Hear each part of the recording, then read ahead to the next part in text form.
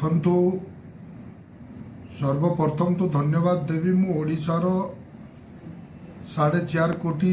ओडिशावासी जनसाधारण तथा भारतीय जनता पार्टी रो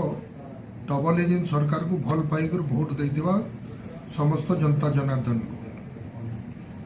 आज मोहन सरकार रे ओडिशार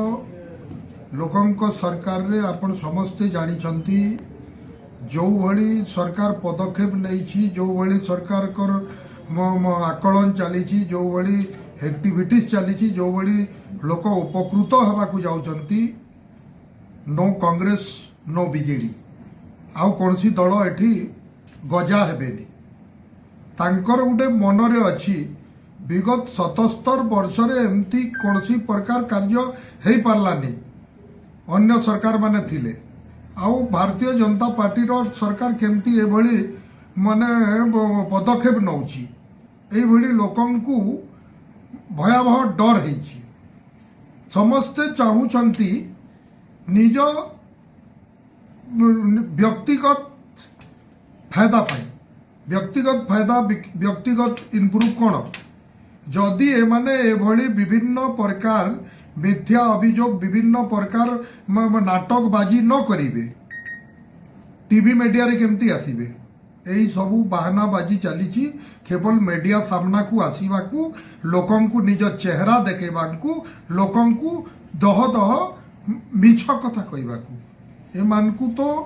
निज जीवन रे किछि लागिबा कथा एमाने तो अन्य जदि किए हेई थांता जो मानकर जदि इज्जत थांता शरम थांता किंबा किछि कौन बोली मनीष पणिया थांता एमाने मुँह देखैबा नहीं कथा राजनीति रु सन्यास नहीं जीवा कथा तांको जीवन रे से माने केबे भाबी नथिले जे एभली गुटे सरकार आसीबो एभली गुटे पदक्षेप नेबो मु कहूची आमे एमती किछि हम परिवार रु आनी कि हम आजाद आदि रखी देइतिले देइनी लोकंक मुंडरू आम सरकार दउची जो तांको टैक्स पैसा रु तांकोटू आदाय करी सरकार चलाउचंती आम सरकार लोकंक सरकार जदि मोहन माझींकर सरकार ओडिशा रे बीजेपी सरकार डबल इंजिन रो सरकार जदि एभली पदक्षेप नहीं पारला विगत 77 वर्ष पर्यंत जो माने एठी सरकार चलाउतिले तांकर एभली पदक्षेप कुआडे जाइतिला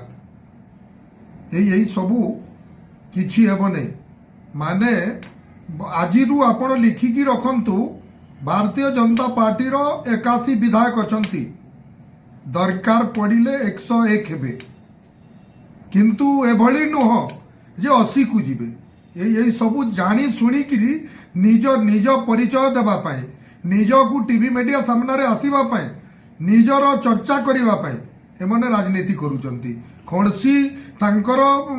कथार ओजन नहीं केवल कहवा मुँह साहस अच्छी जहाँ पारे ताहा बकुचंती जड़े केबे जीवन रे भूल कही दिए दूसरा दिन लोकों सामने मुँह देखा लाज लगे एमान को से भली भी नहीं।